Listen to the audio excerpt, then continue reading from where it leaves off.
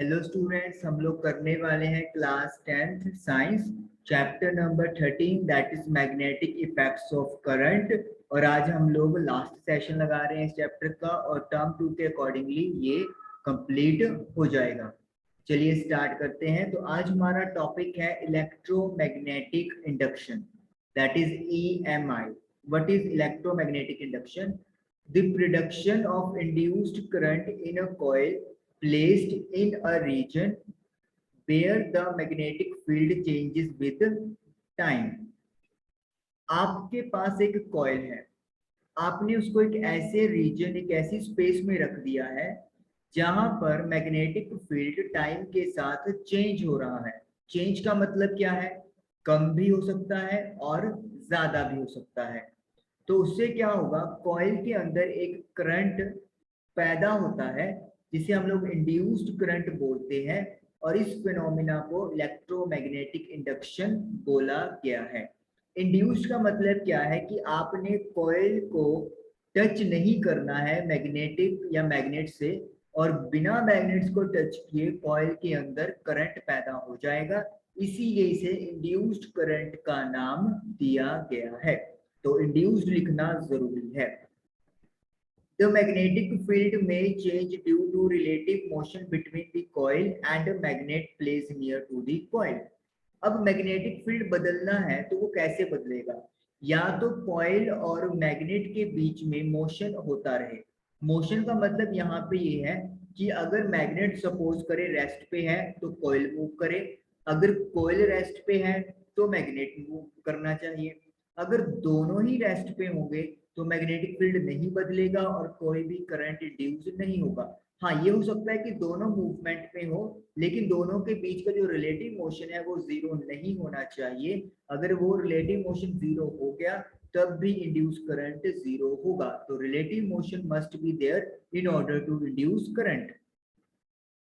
If the coil, that is secondary coil, is placed near to a current carrying conductor primary coil, the magnetic field may change either due to change in current through the conductor or due to relative motion between the coil and conductor।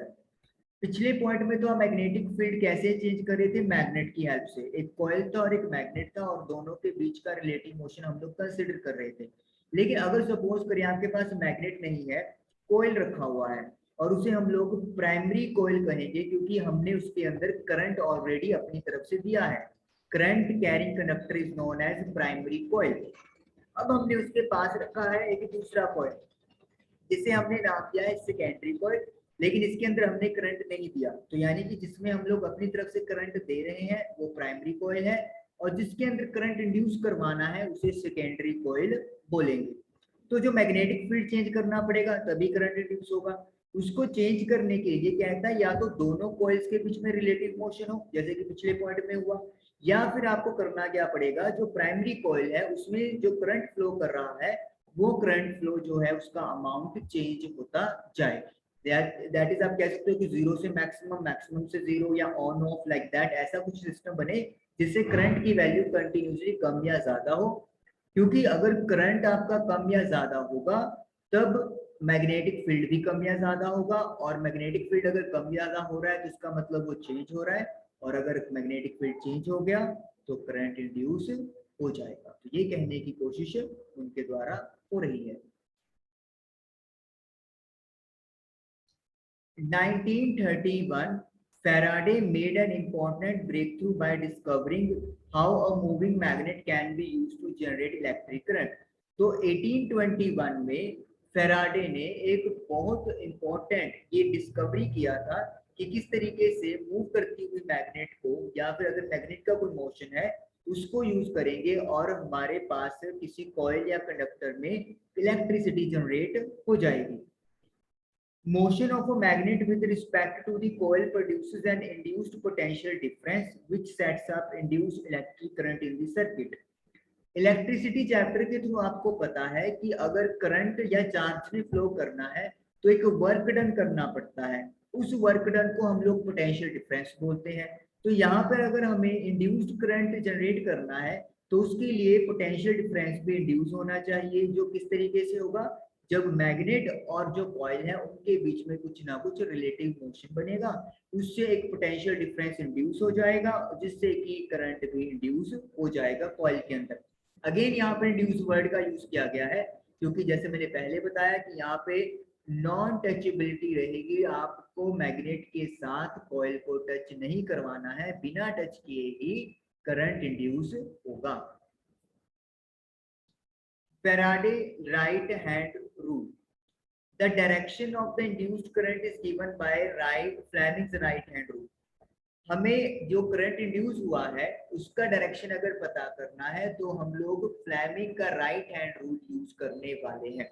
अगर आपको याद हो, जब हम लोग current देते थे magnetic field के अंदर कोई कंडक्टर को रखते थे तो वो एक फोर्स एक्सपीरियंस करता था, जिसकी हम डायरेक्शन फ्लेमिंग का लेफ्ट हैंड रूल यूज करते थे। लेकिन यहाँ पे हमें करंट इंड्यूस है उसकी डायरेक्शन पता करनी है तो हम लोग यूज करेंगे फ्लेमिंग का राइट हैंड रूल। इसमें क्या है, stretch the thumb, forefinger and middle finger of right hand so that they are perpendicular to each other.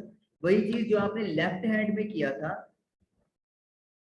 like this, ये लेफ्ट हैंड था आपका, तीनों थंब, फोर फिंगर और मिडिल फिंगर को आपने एक दूसरे के ऊपर परपेंडिकुलरली स्ट्रेच किया था।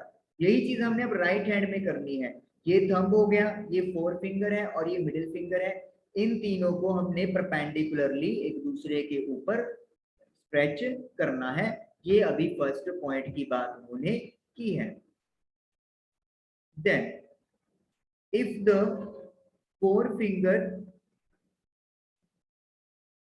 indicate the direction of magnetic field and thumb shows the direction of motion of conductor, then middle finger will show the direction of induced current. अब यहाँ पे देखिए, सबसे पहले हम लोग फर्स्ट फिंगर की बात करेंगे, ये मैग्नेटिक फील्ड को रिप्रेजेंट करेगी जो यहाँ पर भी सेम था। दूसरे नंबर पे हम लोग करंट का मेंशन नहीं करेंगे, हम लोग मेंशन करेंगे फोर्स का, क्योंकि हम लोग मैग्नेटिक फील्ड दे रहे हैं और मोशन दे रहे हैं, तो मोशन को रिप्रेजेंट हम करेगा। तो जो ये मिडिल फिंगर होगी, it will point in the direction of current, नहीं इंड्यूस्ड करंट। इंड्यूस्ड शब्द यहाँ पे यूज करना ही पड़ेगा, अदरवाइज आपका मार्क तो कट सकता है। तो नंबर नहीं कटवाने हैं, तो पहले जिक्र करेंगे फर्स्ट फिंगर का, फोर्थ फिंगर जो कि मैग्नेटिक फील्ड की डायरेक्शन देगी, फिर बात करेंगे थंब की जो आपको फोर्स की डायरेक्शन देगी, और फिर बात करेंगे मिडिल फिंगर का जो बात करेगा इंड्यूस्ड करंट की डायरेक्शन की। तो बात तो सेम ही है, फर्क क्या है, यहाँ पे हम लोग करंट अपनी तरफ से देते हैं और यहाँ पे करंट जनरेट करवाया जाता है।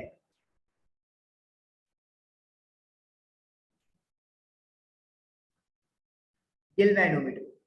A galvanometer is an instrument that can be used to detect the presence of current in the circuit.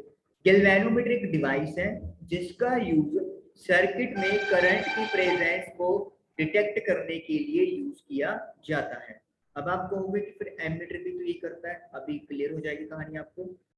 The pointer remains at zero at the center of scale for zero current flowing through the circuit. अगर current zero है तो जो pointer होगा galvanometer का वो centre पे रहेगा, क्योंकि गैल्वेनोमीटर के सेंटर पे जीरो होता है, उसके लेफ्ट साइड पे जीरो नहीं होता। इधर भी रीडिंग होती है लेफ्ट साइड और इधर भी रीडिंग होती है, that is right side. It can deflect either to left और to the right of the zero mark. जो इसका पॉइंटर है वो लेफ्ट साइड भी डिफ्लेक्ट कर सकता है और राइट साइड भी डिफ्लेक्ट कर सकता है, depending on the direction of current. और ये डिपेंड करता है कि करंट की डायरेक्शन क्या है। तो यानी कि गैल्वेनोमीटर ना सिर्फ करंट डिटेक्ट करता है बल्कि ये आपको करंट का डायरेक्शन भी बताता है, जो उसका पॉइंटर है वो लेफ्ट या राइट साइड डिफ्लेक्ट होकर आप लोगों को इंफॉर्मेशन देगा। तो इस तरीके से गैल्वेनोमीटर, अगर आपसे पूछे कि क्या डिफरेंस है एमीटर और गैल्वेनोमीटर में, तो आप ये लिखोगे कि गैल्वेनोमीटर एमीटर के कंपैरेटिवली डायरेक्शन भी हमें बताता है। चलिए, ये हमारा चैप्टर जो है वो आज फिनिश हो गया है। तो टर्म 2 के अकॉर्डिंगली अगर आप इन 4 सेशन को ध्यान से सुनोगे, ध्यान से देखोगे, रिवाइज करोगे, तो मुझे पूरा श्योरिटी है कि आपके जो क्वेश्चंस आएंगे वो सारे इजीली डन हो जाएंगे। Thank you for watching the video.